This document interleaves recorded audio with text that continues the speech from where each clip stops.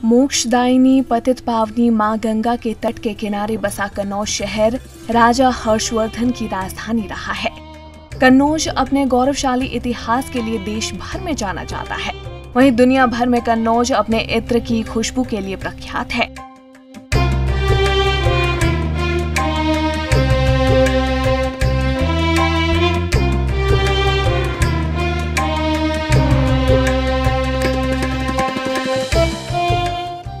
यहाँ का सब कहीं की जड़ी बूटियों को हम लोग ला के कन्नौज में इत्र तैयार करते हैं और फिर उस तैयार करके फिर उसको विदेशों में, इंडिया में, अपने हर जगह उसको फैलाते हैं।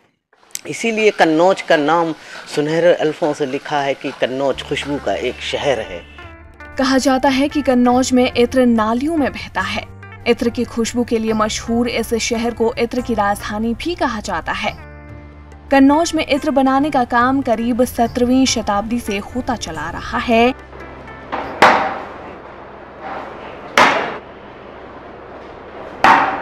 ये पद्धति जो पुरानी चली आ रही है उसी ट्रेडिशनल पद्धति से आज भी कन्नौज का इत्र बनाया जाता है और जो उसका सौंधापन होता है, जो उसकी एक बेसिक कहना चाहिए प्रॉपर्टीज़ हैं, वो उसकी उसमें इंटैक्ट बनी रहती है।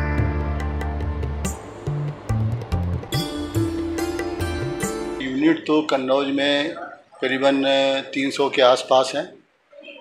तो ये अलग बात है कि मौजूदा समय में वो कितनी कार्यरत हैं और कितनी बीमार अवस्था में हैं, कितनी प्रॉपर रूप से चल रही हैं। जानकार बताते हैं कि इत्र बनाने का तरीका फारस के कारीगरों से मिला था। ये पद्धति करीबन 12वीं शताब्दी की है।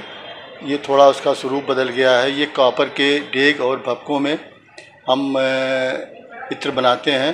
पहले उसको स्टीम में करते हैं, स्टीम के बाद उसको हम फिर पानी से कंडेंस करके उससे इत्र बनाते हैं। ये इत्र को लेकर एक कहावत प्रचलित है कि 17वीं शताब्दी में मुगल सम्राट जहांगीर की बेगम नूरजहां जिस कुंड में स्नान करती थी उसमें गुलाब की पंखुड़ियों को तोड़कर डाला जाता था। नूरजहां ने एक बार देखा कि गुलाब की पंखुड़ियां पानी में तेल छोड़ रही हैं, जिसके बाद गुलाब के फूलों से सुगंधित तेल निकालने की कवायद शुरू की गई। जिसके बाद जहांगीर ने सुगंध निकालने के लिए शोध को बढ़ावा दिया। वही समय है जहां से कन्नौज के इत्र उद्योग का शुरुआत कही जाती है और नेचुरल सुगंधित चीज़ों का उत्पादन करता था। उसके लिए पूरी दुनिया में मशहूर है। हमारी पहचान नेचुरल उत्पादों से है। आज भी इत्र के कारखानों में आसवन विधि से तांबे के बड़े बड़े डेंगों में इत्र तैयार किया जाता है।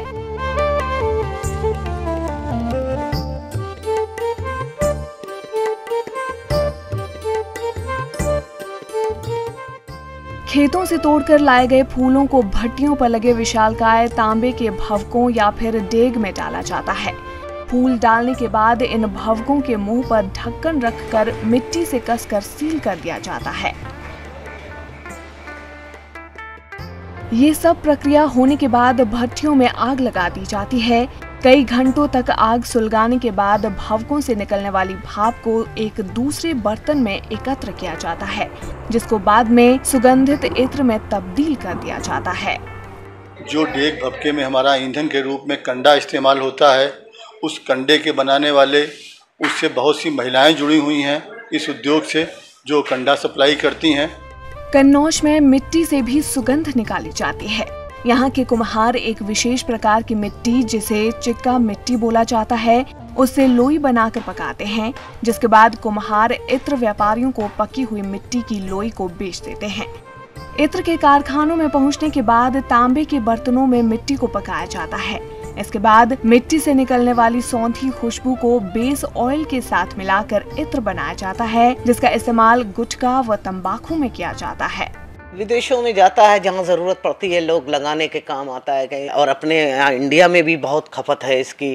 मसाला है, गुटखा है, तंबाकू है, इसमें सब लगता है, खुशबू लगाने के काम आती है।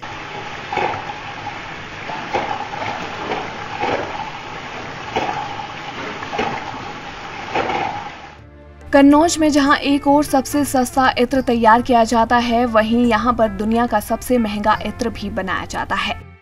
सब अलग अलग हैं, क्वालिटी के हिसाब से जैसी मांग होती है उस हिसाब से बनाते हैं। महंगे में तो जैसे गुलाब का है, रू गुलाब है 8 लाख रुपए केजी, 9 लाख रुपए किलो का है। शमामा 1 लाख रुपए 2 लाख रुपए किलो तक का आता है महंगा। ऊद आता, दहनल ऊद आता है, वो महंगा होता है, वो 12 लाख 15 लाख रुपए केजी का होता है। ये इत्र असम की विशेष लकड़ी आसमा कीट से बनाया जाता है। इस इत्र के 1 ग्राम की कीमत 5000 रुपए तक है। वहीं कुछ इत्र के जानकार बताते हैं कि अदरोद के बाजार में कीमत 50 लाख रुपए प्रति किलो तक होती है। कन्नौज में सुगंधित तेल की कीमत 25 रुपए से लेकर लाखों रुपए तक की होती है। Bureau report, ETV Bharat. 2400 घंटे लगातार खबरें देखने के लिए डाउनलोड करें ईटीवी भारत ऐप।